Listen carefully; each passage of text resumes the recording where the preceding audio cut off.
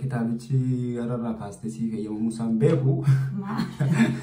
Kitaabichi tarii guyyaa 20 irraa kaastee dubbista. Anaa garuu eeyyamamee jira. Assalamu alaikum warahmatullahi ta'ala wabarakatuh. Harka fuunee shamaa akkam jirtanii hordoftoota keenya kabajamoo bakka garaa Facebook, TikTok, YouTube nu hordoftan arra beeksisa akka qabannee dhufne. Beeksisni kan keenyas kitaaba Ulee Gabrummaa Injifatte jedhu kan ustaaza keenya kabajamaa fi jaallatamaa ustaaz Umar Alfaaruq Shee Aliyiiti barraa'edha kitaabni kuni. Ustaazni kuni bara 2019 kitaaba ajaa'iba onni irraa garuu onneetti jedhu barreessuudhaani namoota dubbistoota biraan ga'anii jirani. Kitaaba kana sanarraas namoonni waan baay'ee baratee jira.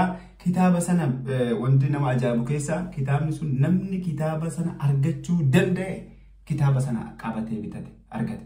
Inni dadhabe immoo karaa garaagaraatiin ustaazni kuni karaa Facebookiitiin karaa garaagaraatiin nama bira akka qaqqabuu fi godhaa turanii. So amma gaa waa'ee 2019 asuma irratti dhaabnetiyyuu amma immoo bara 2022 waa'ee bara 2022 Agoosti guyyaa 20 2022 kitaabni Ulee Gabrummaa Injifatte jedhu biyya Jarman magaalaa Furtii keessatti eebbifamuuf deema.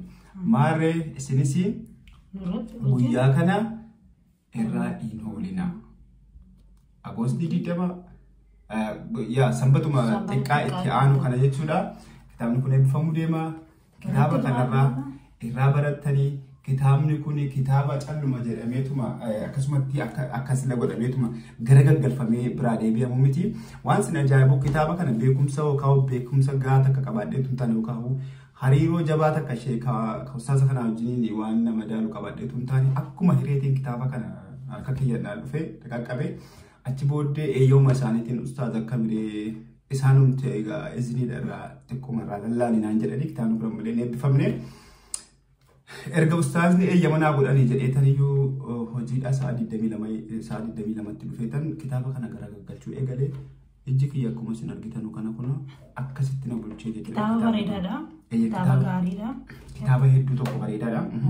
Ergaa baay'ee qaba. Irratti hirmaadhaa gaafa. Kanaafuu qodarraa fudhadhaa eebba kitaaba kana irraa hin oolinaa bakka garaagaraa keessaa warri biyya Jarman keessa jirtanu tikkeettiin birrii meeqama?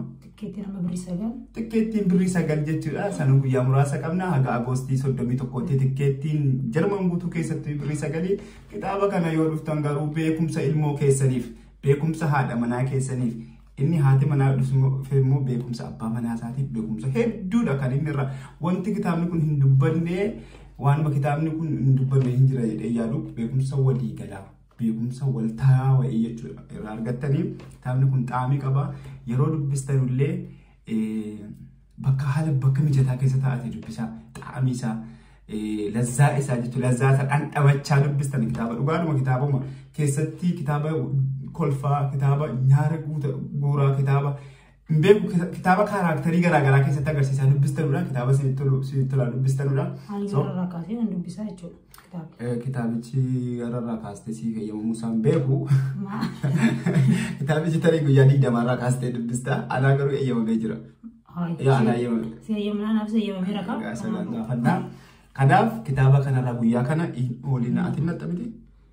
Tokkoffaa kan jiru jechuudha. Kanaaf kitaaba kana irraa guyyaa eebba kana sanbata xiqqaa hin oolinaa isin jedha. Assalamu alaikum warahmatullahi wabarakatuh.